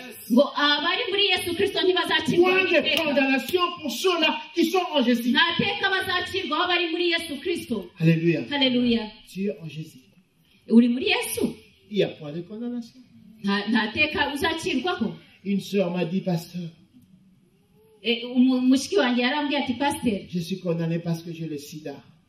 yewe nshyiriwe witeka kuko ndwaye sida. Je dis, mais ma sœur, il n'y a point de condamnation pour ceux qui sont en Jésus-Christ. ndamubwira nti mushiki wanjye nta teka riri ku bizera Yesu Kristo. Si les gens du monde ne peuvent pas guérir le sida, Niba abantu b'isi badashobora gukiza sida, le jour que tu iras dans la pharmacie de Dieu, umunsi uzajya muri farumasi tu y'Imana vas trouver un médicament qui guérit le sida. uzabona umuti ukiza Et ce sida. médicament s'appelle Jésus-Christ de Nazareth. Uwo muti witwa Yesu Kristo. Mets ta confiance en Jésus. Shyira ibyiringiro byawe muri Yesu. Tu vas voir ta maladie disparaître. Uzabona uburwayi bwawe Je bukurwaho. le dis parce que je l'ai vécu. Ndabivuga kuko nabibaye. Je vis de gens condamnés par la maladie du sida. Nabonye abantu bakiriweho Et iteka le n'uburwayi même bwa médecin qui a dit que cette maladie est incurable, uwo muvuzi uwo muganga le même médecin a donné le papier à dire que tu es guéri. uwo muganga wavuze ngo indwara ntikira ni nawe wamuhaye urupapuro Parce ruvuga que ngo cette yarakize. personne a pris les médicaments qu'on appelle Jésus-Christ de Nazareth. kuko uwo muntu yafashe umuti witwa Yesu Kristo w'i Nazareti. Alléluia. Haleluya. Il dit ceci dans le livre de Ésaïe 53:5. aravuga muri Yesaya 53:5 Par ce maître sûr, vous êtes guéri. ngo mu mibyimba ye twarakize Tu as indwara. besoin de la guérison. ese ukeneye gukira? Je te montre le sang de Jésus. ndakweretse amaraso ya Yesu. Alléluia. Haleluya. Que ton cœur ne soit pas troublé. umutima wawe ntubure amahoro. Que ton cœur ne soit pas troublé. umutima wawe ntubure Parce amahoro qu'il a dit cela. kuko yavuze ibyo. Par ce maître sûr, kubw'imibyimba ye tu es guéri. wakize indwara. Alléluia. Haleluya. Parce que lui a été blessé. kuko we Lui a versé son sang. we yagize ibiguma ndetse Son sang yamenye a amaraso. coulé. amaraso ye yaramenetse. Tu as la guérison. wakiriye gukira. Que ton cœur ne soit pas troublé. umutima wawe ntubure En fait, amahoro. je vais vous dire une chose. ngiye kubabwira ikintu kimwe. Par la grâce de Dieu, j'ai étudié la science. kubw'ubuntu bw'Imana nize ibijyanye n'ubuzima. J'ai fait la biologie. nakoze ibijyanye n'ubuzima. Alléluia. Haleluya. Donc, la fabrication de médicaments. uko bakora imiti On met la chimie là-dedans. habamo shimi. Le médicament umuti soigne. umuti urakiza uravura. Je vous dis parce que je connais cela. ibyo ndabibabwira kuko mbizi. Le médicament soigne. umuti uravura. Le mot soigner veut dire, kuvura bisobanura c'est comme si quelqu'un qui a la douleur. ni nk'aho umuntu yaba afite imibabaro Et on te donne quelque chose pour calmer la douleur. bakaguha ikintu kibasha Le gucecekesha médicament ne imibabaro. font pas disparaître la maladie. umuti ntabwo ukuraho uburwayi ukiza. Le médicament soigne. umuti uravura. C'est Dieu qui guérit. Imana igakiza. Alléluia. Haleluya. C'est Dieu qui guérit. ni Imana ikiza. Mon jeune frère est médecin. bene data Mais il y a des fois qui me dit, hari kwizera kumbwira prie pour un tel cas. ngo sengera iki kibazo Parce que c'est impossible pour la médecine. kuko bidashobokera Un abavuzi. médecin qui te dit que c'est impossible pour la médecine. umuganga ukubwira ngo ntibishoboka Mais Jésus s'est dit, viens à moi et je te donnerai les réponses. ariko yesu aravuga ngo ngwino ndaguha uburuhukiro. Alléluia. Haleluya. Croyez en Dieu. Izere Imana, Croyez à la parole de Dieu. izere ijambo ry'Imana, Croyez à la parole de Dieu. izere ijambo ry'Imana. Pasteur, tu sais pourquoi est-ce qu'actuellement il y a beaucoup de chômeurs parmi les chrétiens? Ese urazi pasiteri impamvu abakristo benshi ari abashomeri? Pourquoi est-ce que les chrétiens ne trouvent pas du travail? Ni kuki abakristo batabona akazi? Vous savez pourquoi? Ese muzi impamvu? Non, vous ne savez pas. Ntabyo muzi. Les chrétiens ont des diplômes. Abakristo bafite Ils ont de impamyabumenyi, meilleurs CV. bafite za diplome, bafite za CV Tu nziza. vas voir son CV docteur, maîtrise. Ukabona Pas de travail. Alléluia. ukabona za Et c'est CV ton papa. dogiteri kandi niso. Imagine-toi, Tekereza ton papa, iso il a beaucoup d'argent. afite amafaranga menshi, Il engage d'autres personnes, akoresha n'abandi bantu, mais ne veut pas t'engager. ariko ntashaka kugukoresha. Il y a un problème. Hari ikibazo. Alléluia. Haleluya, Alléluia. Il y haleluya. a un problème. Hari ikibazo, Il y a un problème. hari ikibazo. Vous connaissez le problème? Ese muzi ikibazo? Vous voulez savoir le problème c'est quoi? Mukeneye kumenya ikibazo icyo ari cyo. Le problème c'est quoi? Ikibazo ni iki? Tu as saboté ton papa. Ntabwo wahaye agaciro iso, Tu as ignoré son autorité. ntabwo wasobanukiwe ubushobozi bwe. Deuxième problème, Icya kabiri, Malachie 3:10. Malaki Ah là, pasteur, les gens vont me gatatu. critiquer. Ça, les chrétiens n'aiment pas qu'on touche à ça. Pasiteri aho ntibajya bakunda ko Il tuhakora. a commencé avec l'argent. Yatangiranye Maintenant, n'amafaranga, il part avec l'argent. none nanone akomeje avuga Voilà amafaranga. pourquoi les chrétiens n'arrivent même pas à payer les églises. Niyo mpamvu abakristo batabasha no kwishyura Malachie insengero. 3:10 jusqu'à 11. Malaki gatatu 10 kugeza ku 11. Croyez en Dieu Mwizere Imana et croyez à sa parole. kandi mwizere ijambo Le rye. Seigneur dit ceci. Uwiteka aravuga Apportez à la maison du trésor ngo muzane mu nzu toutes y'Imana vos dîmes. ibya 10 byanyu. Alléluia. Haleluya. Apportez à la maison du trésor Muzane mu nzu y'Imana toutes les dîmes. ibya 10 byanyu, Enfin qu'il y ait de la nourriture dans ma maison. kugira ngo ibyo kurya ntibikabure mu nzu yanjye. Alléluia. Haleluya. Et 11 dit ceci. 11 Ah, aravuga, j'aime beaucoup ce verset. nkunda uwo murongo cyane, Pour vous, je menacerai celui qui dévore. ngo ku bwanyu nzacyaha indyanyi. La personne qui donne ses dîmes, mon frère, Utanga icya 10 cye mwene data, Dieu peut les guérir. Imana ibasha kumukiza. Dieu va menacer des petits sorciers de ta famille. Imana izirukana Dieu va abarozi menacer ceux b'umuryango qui wawe. bloquent ta vie. Imana izirukana ababoshye Parce qu'il a ubuzima dit. bwawe, kuko yavuze. Lui, il croit à sa parole. We Et yizera lorsqu'il dit, kandi icyo il yavuze exécute. no kugisohoza Il aragisohoza. dit, pour toi, Ati rien que pour toi, ku bwawe gusa Dieu va mettre tes péchés à côté. Imana izashyira ibyaha byawe ku Et ruhande, il va engager un combat. azarwana ubwe, Il va menacer celui qui dévore. azacyaha Il va indyanyi, menacer la maladie qui détruit ta vie. azacyaha uburwayi burimo bukubuza Il amahoro, va menacer tout ce qui détruit ta vie. azirukana ibibuza C'est ça, amahoro croire à ubuzima la bwawe. parole de Dieu. Uko niko kwizera ijambo Mais toi et ry'Imana. moi, nous ne voulons pas donner nos dîmes. Ariko we nanjye ntitujya dushaka Les gutanga pasteurs vont icyaha. s'enrichir. Pasiteri azakira, Les pasteurs vont acheter un jet privé. pasiteri azagura imodoka nziza, Parce que les chrétiens n'ont pas compris la parole de Dieu. kuko abakristo ntibumvise ijambo ry'Imana. Dieu dit ceci. Imana iravuga iti, Je vais m'arrêter ici. ngiye guhagararira aha, Ça, je vais prier. hanyuma ndasenga. Apporter à la maison du trésor. Muzane mu nzu y'Imana. Si tu n'as jamais compris ça, Niba utarabyumvise neza, comprends ceci. umva iki. Apporter à la maison du trésor veut dire ceci. Muzane mu nzu y'Imana. La maison du trésor, c'est comme une banque. Inzu y'Imana ni nka banki. C'est là où les gens vont pour prendre les trésors, la richesse. Niho abantu bajya gufata ubutunzi. Alléluia. Haleluya. Mais pourquoi nous apportons nos dîmes à l'église? Kuki tuzana ibya 10 byacu mu Parce que itorero? l'église, c'est le lieu où toi, tu viens t'enrichir spirituellement. Kuko mu itorero ariho hahandi uza C'est gufata ici que tu viens de prendre la richesse spirituelle. aha niho dufata ubutunzi C'est bw'umwuka. ici que tu viens et tu deviens riche aha niho dutungira à travers la parole de Dieu. biciye mu ijambo ry'Imana. Alléluia. Haleluya. Ôte dans tes pensées Vana mu bitekerezo que byawe le pasteur va acheter un jet. ko pasiteri azagura imodoka Si Dieu nziza. veut le bénir, il le bénira. Imana Le Seigneur dit, apportez à la maison du trésor toutes vos dîmes. Uwiteka aravuga ngo muzane ibyacu, muzane mu nzu y'Imana Afin qu'il y ibyacu ait de la n'ibyawe, nourriture dans ma maison. kugira ngo mu nzu yanjye ntihakaburemo ibyo kurya. La maison de Dieu. Inzu y'Imana. La maison de Dieu, c'est quoi? Inzu y'Imana ni iki? Dieu n'habite pas ici. Imana ntabwo itura aha. Lorsque nous sortons, nous partons avec Dieu. Iyo dusohotse tujyana n'Imana yacu. Vous savez ça? Ese ibyo murabizi? Et lorsqu'on sort, on part avec Dieu. Iyo dusohotse dusohokana Il part n'Imana avec yacu. nous. Imana ijyana Alléluia. natwe. Et cette salle reste vide. Iki cyumba kikaguma. Je ne sais pas si on veut faire Tiens, des bah, incantations ici, tout cela, papa. Dieu n'est pas là. Sinzi ibyo bakorera aha ngaha papa, ariko Imana ni Dieu est ici lorsque nous sommes ici. Imana iba hano igihe Cela veut tuhari. dire quoi? Quelqu'un Bisobanuye qui ngo comprend cela.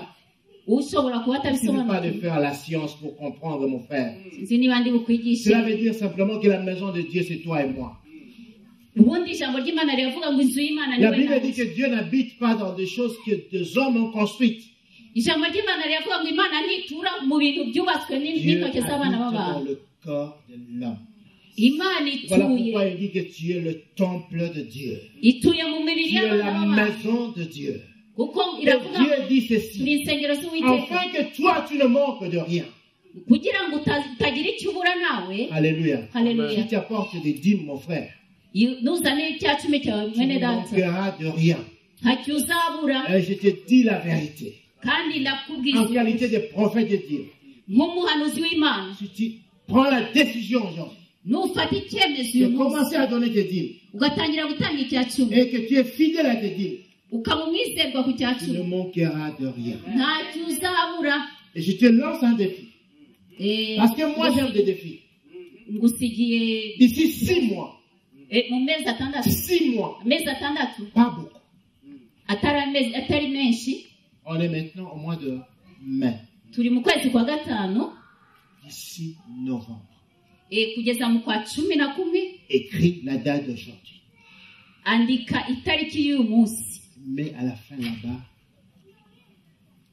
tu peux écrire farceur, pasteur, comme tu veux. Wandike ibyo ushaka rwose, wavuga pasiteri cyangwa ibyo ushaka byose. Alléluia. Haleluya. Mais la date d'aujourd'hui, Ushyireho itariki y'uyu munsi. si tu donnes tes dîmes, Nutangira gutanga tu icya donnes cumi, vraiment tes dîmes, ugatanga by'ukuri icya cumi comme Dieu le veut. nk'uko Imana ibishaka, Selon Malachie 3:10, nk'uko Malaki tu ne voles pas Dieu. ntiwibe Imana. D'ici 6 mois, Mu mezi atandatu, ce que toi tu appelles impossible icyo wowe wita ko kidashoboka deviendra possible. kizashoboka, Et si cela ne s'accomplit pas, kandi ibyo je te nibidakoreka, le dis au nom de Jésus. ndabikubwiye mu izina rya Yesu, Demande mon numéro de téléphone au pasteur. uzasabe nimero yanjye kwa pasiteri. Alléluia. Haleluya. Parce que Dieu Kuko Imana n'est pas un homme pour mentir. si umwana w'umuntu ngo abeshye. Alléluia. Haleluya. Pour toi, je menacerai celui qui dévore. Ku bwawe nzacyaha indyanyi. Crois à la parole de Dieu Wizere ijambo ry'Imana et crois en Jésus. kandi wizere Yesu. Alléluia. Haleluya. Et crois à cette parole. Ese wizera iri jambo? Prends le temps de lire cette parole. Ese ufata umwanya wo Tu kurisoma? médites cette parole. Utekereza kuri iri jambo? Tu vas voir la richesse. Uzagira ubukire. Alléluia. Haleluya. Uzatunga. Je vais prier pour Ngiye gusenga. une personne qui était chez le médecin. Ngiye gusengera umuntu wari Les uri kwa paroles de Jean, je t'ai dit des choses que Dieu dit. ndimo ndakubwira ibyo Imana ivuga. J'étais chez le médecin, Umuntu wari wagiye kwa muganga, les résultats n'étaient pas bien. Les résultats n'étaient pas bien. ibisubizo ntabwo byari byiza. Je pouvais te demander ça en secret. Nagombye kubimubariza ahiherereye, Mais Dieu aimerait que je prie pour toi là, parce qu'il y a l'onction là maintenant. ariko Imana irashaka ko ngusengera aha nyine kuko hari amavuta Tu aha as vu ngaha. le médecin, Wabonye muganga, l'onction n'était pas bien. ibisubizo ntabwo byari La byiza. solution, la réponse n'était pas bien. Ibisubizo ntibyari byiza. Nous fermons nos yeux.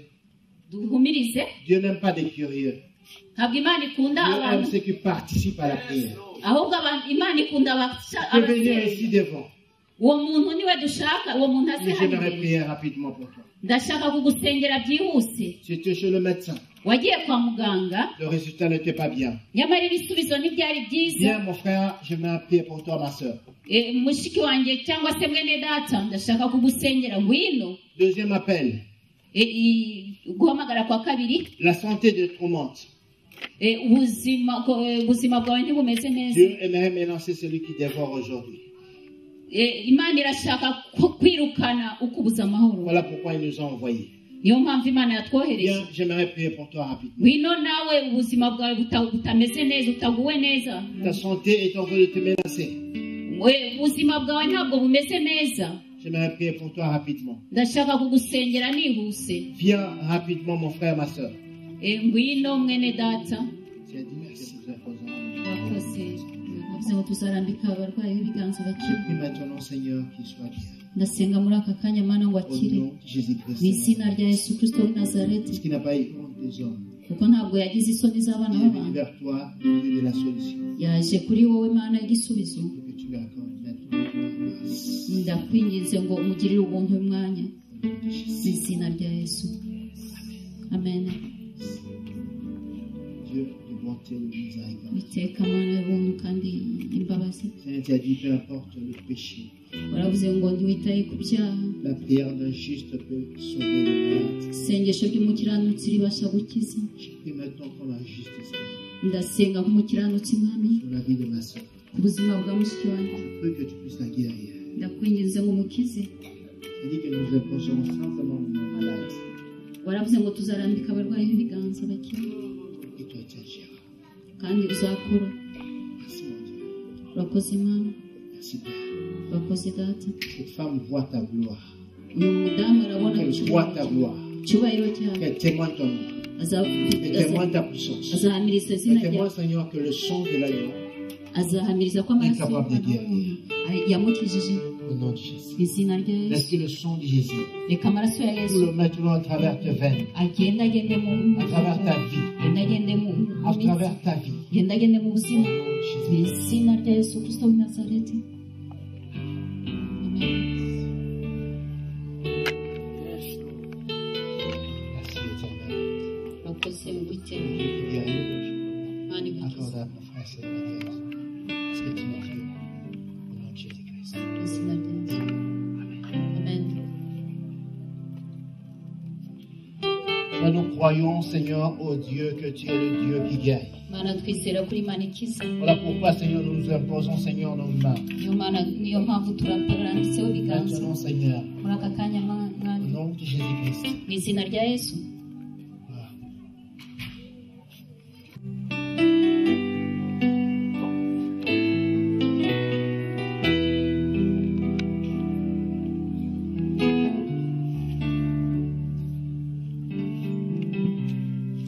Seigneur, nous rendons gloire à ton nom, parce que tu Dushuje icyubahiro izina ryawe. es au sein de ta présence éternelle. Bwo kubaho kwawe. Prison éternelle des âmes. Turamagana witeka. Tout ce qui n'est pas de toi. Bitaguturutseho byose. Brisons, Seigneur, ô Dieu.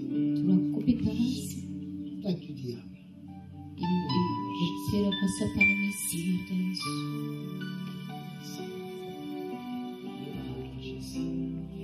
Urakoze Mana.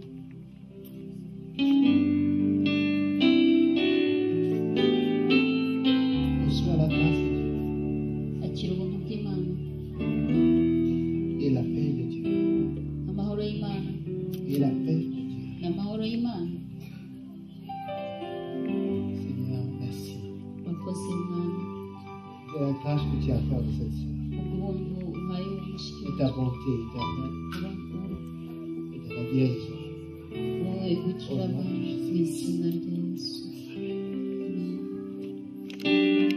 Sois béni, sois béni, sois béni, éternel. Bakumugisha Parce que tu es Dieu. kuri Imana. Détruis, Seigneur, l'esprit de la nécromancie dans la vie de mon frère. Je le brise maintenant au nom de Jésus. Mu izina rya Yesu. Seigneur, cet homme, Seigneur, oh Dieu, a le droit, Seigneur, de vivre selon ta Uyu grâce, mugabo selon ta bonté, selon ta miséricorde. kubaho biciye mu buntu bwawe. Seigneur, oh Dieu, ce que le diable prépare, Ibyo soit brisé à cet instant. Satani ategura byose Au nom de Jésus-Christ, mu Seigneur. izina rya Yesu. Amen.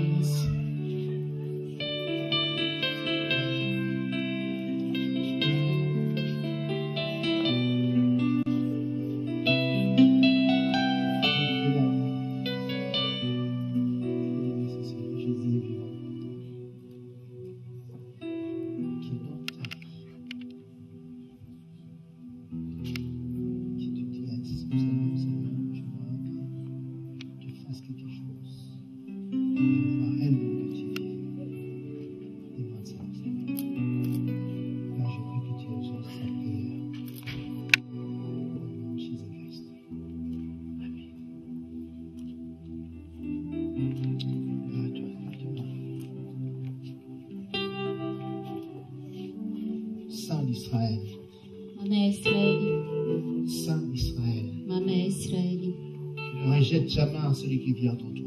ntabwo ujya usubiza inyuma uje kugana. Prie Seigneur oh Dieu, Ndasenga mwami toi Imana, qui connais cette sœur, wowe uzi mushiki wacu, je prie maintenant ndasenga nonaha que tu lui accordes Seigneur la santé, kugira ngo umuhe tu lui accordes la vie, mu buzima bwiza, tu lui accordes Seigneur ce que son cœur désire. umuhe icyo umutima we wifuza. Au nom de Jésus-Christ de Izina Nazareth, rya Yesu, que les chaînes tombent maintenant. iminyururu ikubitwe hasi mu izina, Maintenant, éternel, que les chaînes tombent. iminyururu igwe hasi mu izina, Que les chaînes tombent maintenant. Que les chaînes tombent maintenant, Seigneur. iminyururu ikubitwe Que les hasi, chaînes tombent, éternel des armées. iminyururu Et ikubitwe qu'elles soient libres. Libres, éternel. bohoke, Libre, mon Dieu. bohoke, Libre, éternel. bohoke, Au nom de mu Jésus. izina rya Yesu. Merci, mon Dieu. Koze mwami.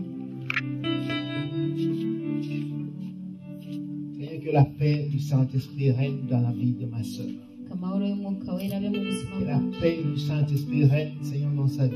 amahoro y'umwuka wera mu buzima Contrôle, Seigneur, tout ce qui est dans sa vie éternelle.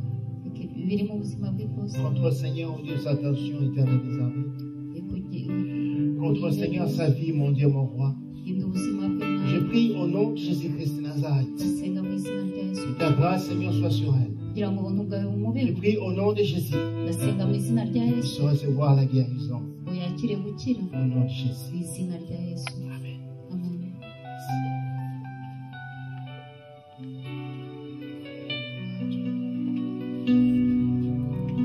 Que ton cœur ne soit pas troublé. Umutima wawe ntubura amahoro, Crois en Dieu. izera Imana, Crois que Dieu peut faire au-delà de ce que toi tu penses. izere ko Imana ibasha gukora ibirenze Au-delà de ce que ibitekerezo, toi tu demandes. ibirenze ibyo Au-delà dusaba, de tes pensées. ibirenze ibitekerezo Dieu byawe. est capable. Imana irashoboye, Ne limite pas Dieu dans ta vie. kandi Imana mu Ne buzima limite bwawe jamais Dieu dans ta vie. ntukashyireho iherezo Merci mon ry'Imana. Dieu. Accorde Seigneur ta grâce dans sa vie. Ugirire ubuntu Fais Seigneur oh Dieu qu'elle puisse avoir la joie, la paix et surtout qu'elle témoigne ton nom. reka mwami Jésus-Christ de we Nazareth. kugira umunezero amahoro yawe ndetse aguhamirize mu izina rya Yesu.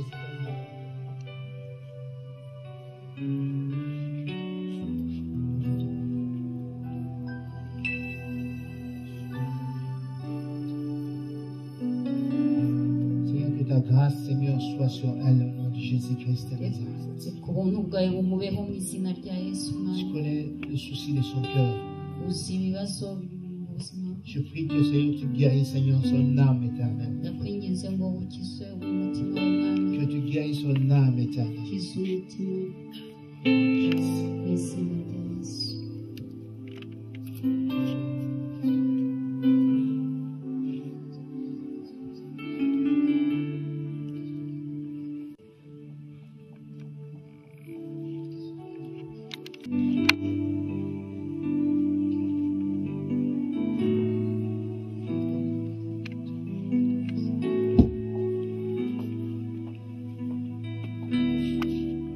Éternel Dieu des armées, Père de gloire, Mana y'icyubahiro, sois béni, mon Dieu, icyubahiro Mana, sois glorifié, éternel.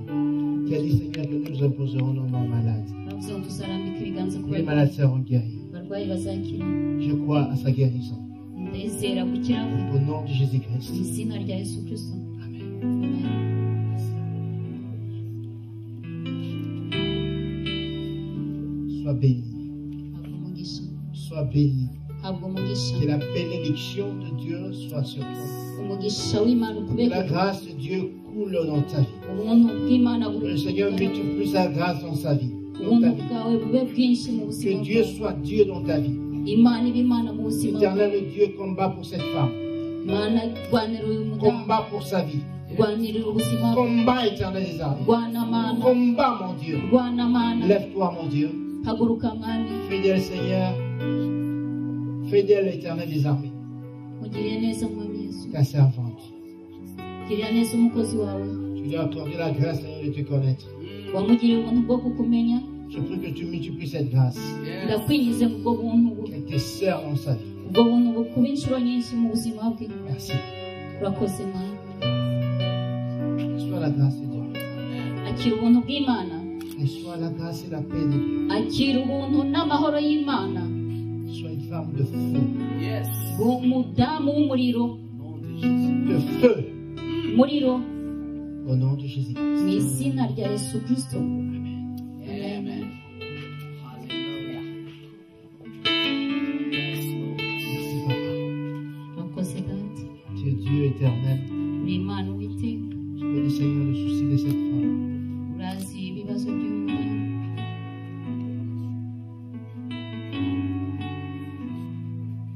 Je prie maintenant, Seigneur, que tu donnes à cette femme, Seigneur, Ndasenga ngo uhe uyu mudamu Mana le moyen de bénir ton œuvre, le ubushobozi moyen de soutenir ton œuvre, bwo gushyigikira le umurimo wawe, moyen de soutenir ton œuvre, ubushobozi bwo gushyigikira umurimo wawe.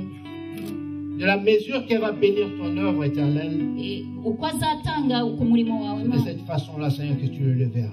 ni muri ubwo buryo niwe uzamuzamura. Merci, Père. Urakoze data, Au nom de mu Jésus. izina rya Yesu. Et de la façon qu'elle bénira, Seigneur, ton œuvre, Uburyo azaha umugisha umurimo wawe, bénis sa santé.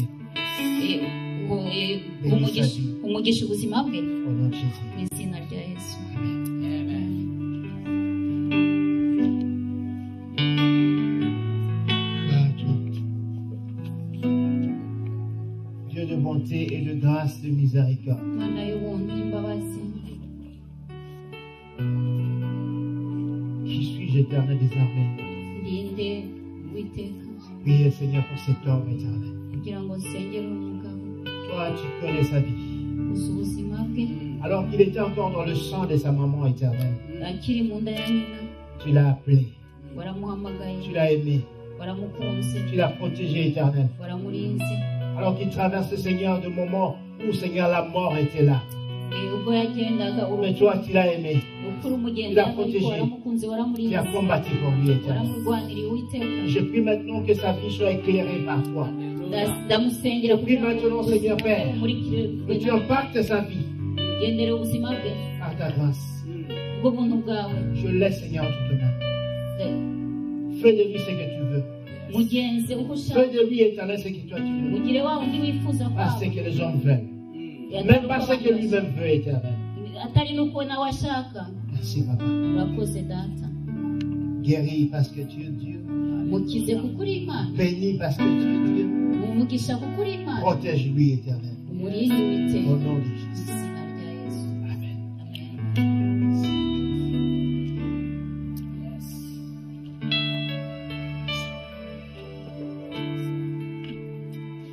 Éternel Dieu des armées, Uwiteka Mana icyubahiro, y a-t-il rien qui soit étonnant de la part du Seigneur? nta na kimwe gitungura Imana. Rien n'est impossible à celui qui croit. Tout est possible à celui qui croit.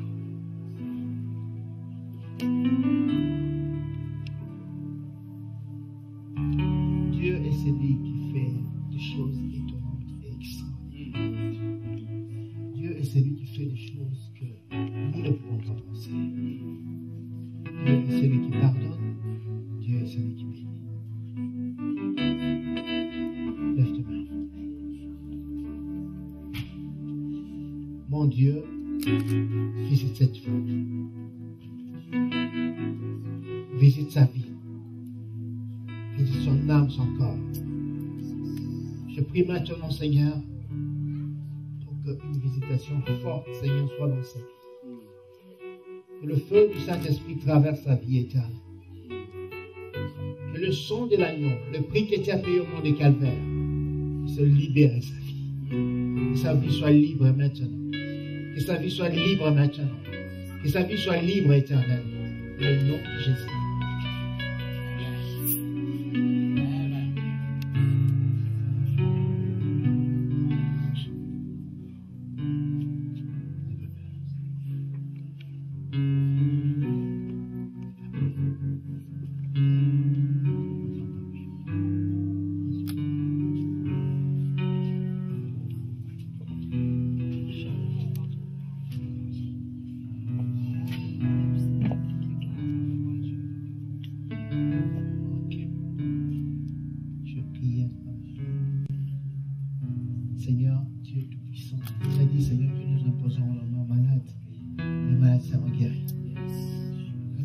Seigneur, tu peux toucher, Seigneur, sa famille. Tu dis que si une personne est guérie, la famille sera protégée, Seigneur. Maintenant que le sang de l'agneau puisse couler, couler, Seigneur, couler, couler, Éternel, au nom de Jésus. Nous brisons, Seigneur, tout esprit qui attaque, Seigneur, sa tête, son cerveau, Éternel. Le brisons dans le nom de Jésus. L'Esprit, Seigneur, oh Dieu, qui n'est pas de toi, dans sa vie. Seigneur, cette famille a besoin de voir ta gloire. Cette famille, Seigneur, a besoin de toi, Éternel. Cette famille a besoin de témoigner ton nom. La Bible dit qu'il n'y a pas, Seigneur, quelque chose que toi tu ne sais faire, Éternel. Tu peux faire tout, Éternel. Fais-le, Seigneur, non pas à cause de ma prière, mais à cause du nom de Jésus. Afin que Jésus soit glorifié dans cette famille. Au nom de Jésus-Christ.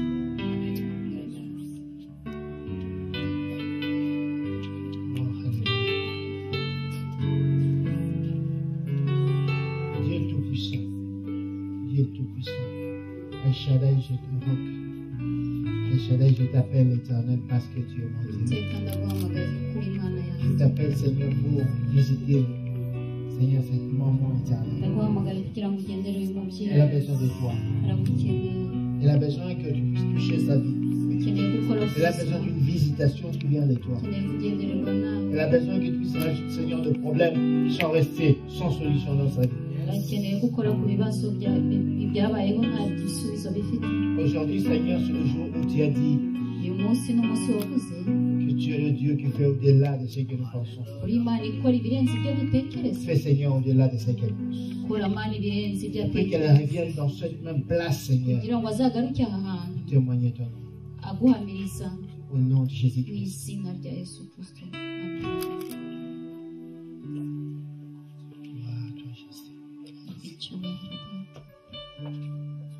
Que la gloire de Dieu puisse régner dans sa vie. Que la gloire de Dieu entre dans ta maison. Que le feu du Saint-Esprit tombe à cet instant où nous sommes dans ta maison. Pour nettoyer ta maison. Détruire tout ce qui n'est pas de Dieu dans ta maison. Afin que la paix du Saint-Esprit règne dans ta vie. Afin que la paix du Saint-Esprit règne dans ta famille. Seigneur, tu connais cette femme. Tu connais ce qu'elle ne connaît pas. Tu vois ce qu'elle ne voit pas. Merci de te révéler en elle. Et lui montrer, Seigneur, ta grandeur et ton amour. Au nom de Jésus.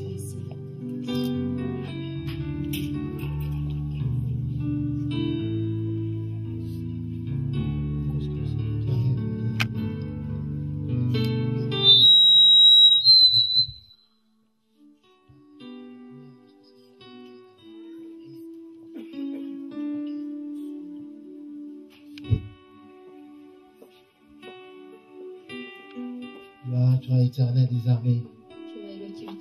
Gloire à toi, le Dieu Tout-Puissant. Gloire à toi, celui qui est Dieu éternel. Bénis et guéris cette fille éternelle. Cette fille, c'est la fille d'Abraham. Sois Dieu dans sa vie. Au nom de Jésus-Christ.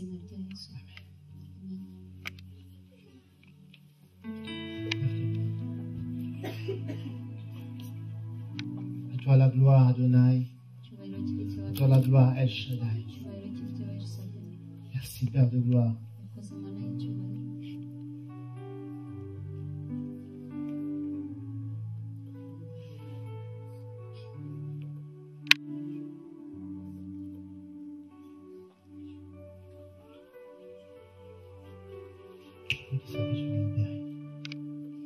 Que sa vie soit libérée.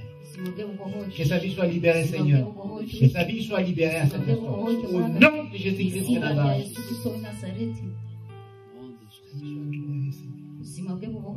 Qu'elle soit libre. Libre de te servir. Libre, Seigneur, en Dieu, de venir en toi. Libre, Seigneur, de venir en toi. Peu importe, Seigneur, sa vie. Toi, tu es le Dieu qui pardonne. Tu es le Dieu qui nous aime. Tu es le Dieu qui ôte, Seigneur, la condamnation. Sois béni. haba icyubahiro Sois béni, éternel. haba icyubahiro Au Uwiteka nom de Jésus. mu izina rya Yesu.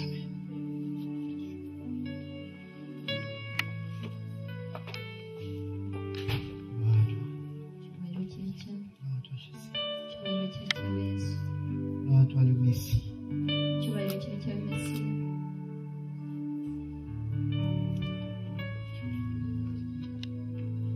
Dieu accorde une paix qu'elle ne connaît pas. Parce que tu es la paix. atazi kuko ubwawe uri Parce amahoro, que tu entres dans le cœur d'une personne qui accorde la paix. winjira mu mutima w'umuntu Au nom de ukamutanga Jésus. amahoro mu izina rya Yesu.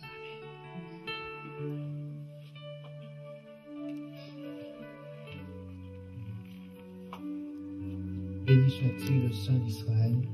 Icyubahiro Imana Béni toi ikomeye, aussi, Seigneur, le grand Dieu, haba icyubahiro Imana Dieu ikomeye, de toute bonté et de miséricorde. Imana igira neza kandi igira ubuntu. Cette femme, Seigneur, est venue, non pas devant moi, Umudamu Mana ntiyaje imbere yanjye, mais devant toi, Jésus. ahubwo imbere yawe Yesu, Devant toi, Jésus. imbere yawe Yesu, Devant toi, imbere yawe qui ne condamne pas. haguciramo iteka, Devant toi qui aime. wowe Imana Devant toi ikomeye, qui bénit. imbere yawe wowe utanga umugisha, Bénis sa vie. umugisha De ubuzima bwe, toutes sortes de bénédictions. imigisha y'uburyo bwose, Bénis sa vie. umugisha ubuzima bwe, De toutes sortes de bénédictions. imigisha y'uburyo bwose, Que la malédiction ancestrale sort ku de ta vie muvumo maintenant. mu izina rya Yesu, Dans le nom de Jésus-Christ de mu Nazareth. izina rya Yesu Kristo w'i Nazareti. Que le feu du Saint-Esprit Reka umuriro w'umwuka wera le maintenant en toi. uve mu buzima bwe,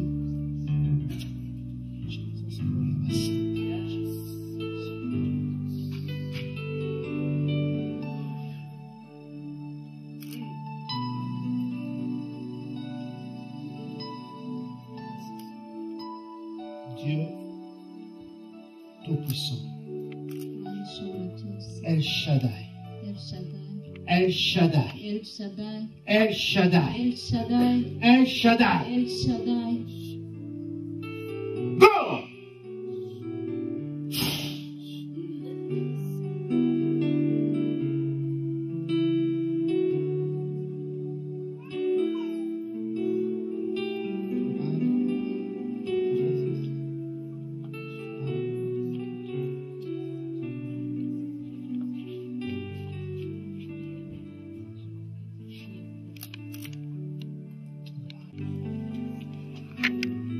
Seigneur, merci. Merci parce que tu es Dieu. Urakoze kuko uri Imana, Merci parce que tu es Dieu éternel. urakoze kuko uri Imana Uwiteka. Je prie, Seigneur, que cette sœur puisse te connaître. Ndasengera Je prie qu'elle voie, Seigneur, la main de Dieu dans sa vie. abona ukuboko kw'Imana mu buzima bwawe, Je détruis toute menace, Seigneur, du diable dans sa vie. yirukana intambara Que zose le sang de l'agneau coule, Seigneur, à travers elle. amaraso y'umwana w'intama agenda agende mu izina rya Yesu. Merci. Urakoze Imana.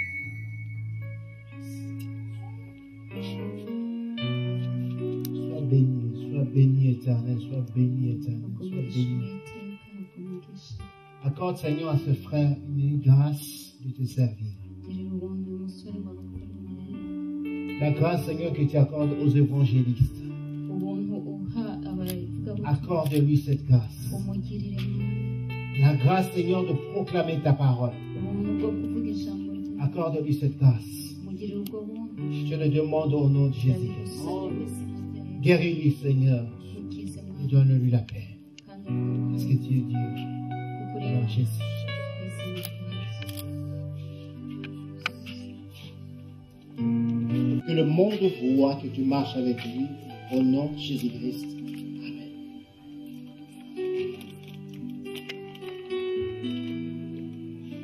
Gloire et louange à toi, éternel des armées. Bénis, Seigneur, ta servante éternelle des armées. Remplis, Seigneur, de ta grâce, de ta miséricorde. Mets ta parole dans sa vie éternelle. Mets cette parole à ta vie. Tu as connu beaucoup de combats dans ta vie. Beaucoup de combats. Il est temps maintenant que tu vois la main de Dieu. Le Seigneur te demande de marcher conformément à sa parole. De marcher conformément à sa parole. Et tu verras la gloire de Dieu. Il est temps maintenant que l'Éternel commence maintenant à pouvoir combattre pour toi, à pouvoir relever les défis dans ta vie. Et marche conformément à la parole de Dieu. Tu verras la gloire de l'Éternel.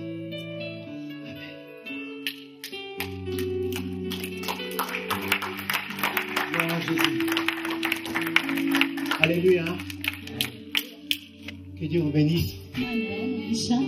Ça va un peu passer le temps. Je m'excuse auprès du pasteur. Que Dieu vous bénisse. Que le Seigneur nous fasse grâce de pouvoir nous revoir un jour. Alléluia. Que le Seigneur nous fasse grâce. Et si Jésus revenait un jour, avant que nous puissions encore nous revoir, je prie que nous puissions nous voir au paradis. ndasaba ngo tuzahurire muri paradiso. Imana ibahe umugisha.